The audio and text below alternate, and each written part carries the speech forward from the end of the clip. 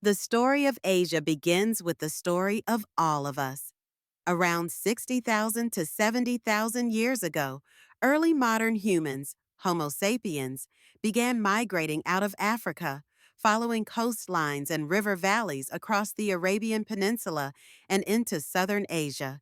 These first waves of migration brought with them stone tools, fire mastery, and an ability to adapt to a range of environments. Before they arrived, other human species already lived in Asia, most notably the Neanderthals in the west and Denisovans in the east.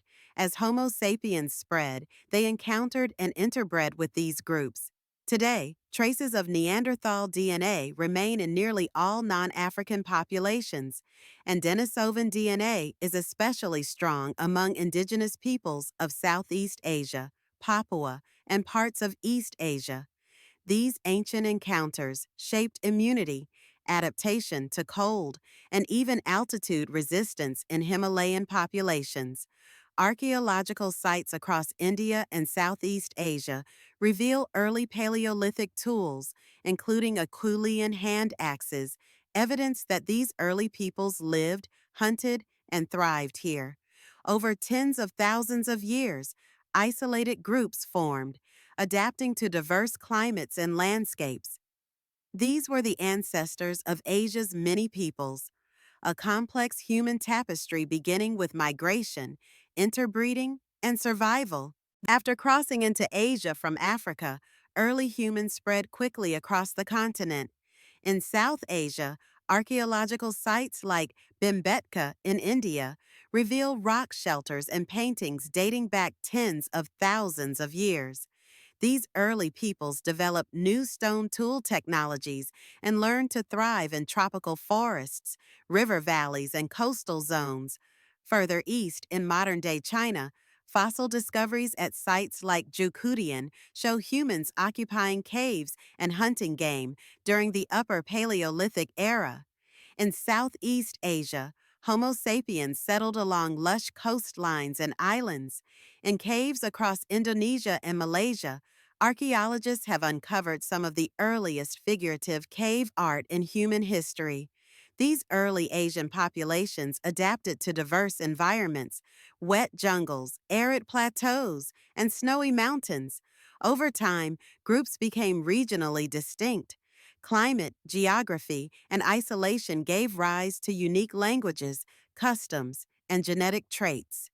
Despite regional differences, early Asian societies shared a common legacy: survival, adaptation, and the gradual development of culture. These were the roots of the many civilizations yet to come. Around 10,000 years ago, a revolutionary shift began to unfold. In multiple regions across Asia, humans transitioned from hunting and gathering to farming and herding, a transformation known as the Neolithic Revolution. Along the Yellow River in China, millet became a staple crop. Villages evolved into large settlements like Banpo, with storage pits, kilns, and early forms of social organization. In South Asia, the Indus Valley Civilization rose along the rivers of what is now Pakistan and northwest India. Cities like Harappa and Mohenjo-Daro boasted planned streets, advanced drainage systems, and standardized weights, signs of a complex society built on agriculture and trade. In Southeast Asia, rice cultivation spread across river deltas, giving rise to early farming cultures that would later shape Vietnam, Thailand, and beyond. These early civilizations were shaped by seasonal cycles, water management, and communal labor. Pottery, weaving, and tool making advanced rapidly, reflecting a growing mastery of materials and resources.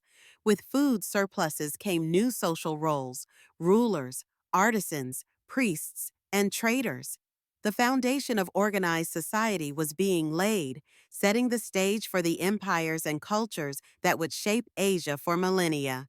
As early agricultural societies grew, human populations expanded, and so did their diversity. Over thousands of years, Distinct ethnic and linguistic groups began to form across Asia, shaped by geography, climate, and isolation. In East Asia, the ancestors of the Han Chinese spread through river valleys, giving rise to the Sino Tibetan language family, which also includes Tibetan and Burmese. To the south, Austroasiatic and Austronesian speaking peoples emerged from mainland Southeast Asia and island chains, later spreading across the Pacific. In South Asia, waves of migration and intermixing led to the emergence of two dominant language groups, Indo-Aryan in the north and Dravidian in the south. In Central Asia and the steppe regions, Turkic and Altaic peoples moved with horses and herds, eventually influencing regions from Mongolia to Anatolia. The Uralic, Caucasian, and Iranian groups to the west represent even more threads in this complex pattern. These populations did not exist in isolation. They traded, migrated, and sometimes clashed, leaving behind cultural and genetic legacies that still shape Asia today. Language, skin tone, and features may vary widely, but genetic studies show a deep shared ancestry.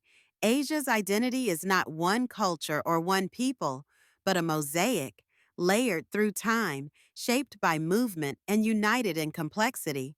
Throughout history, Asia has never stood still. Waves of migration, conquest, and trade constantly reshaped the continent. These movements didn't just spread goods, they exchanged ideas, genes, and cultures. One of the greatest networks in human history was the Silk Road, a web of overland routes connecting China, Central Asia, Persia, and the Mediterranean. Traders, monks, and nomads carried silk, spices, philosophies, and religions, spreading Buddhism, Islam, and Christianity deep into Asia's heart. In South Asia, Indo-European speaking peoples migrated in waves, influencing the language, religion, and caste systems still present today. The Mongol Empire, stretching from Korea to Eastern Europe in the 13th century, united vast territories under one rule.